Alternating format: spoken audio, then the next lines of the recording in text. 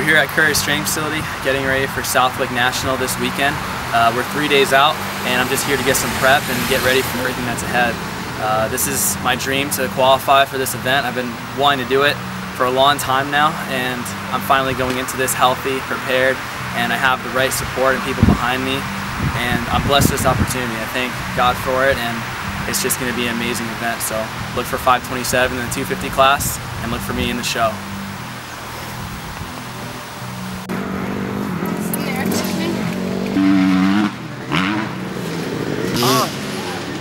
New creation. Look. Wake up, all day. Wake up, all day. Wake up, all day.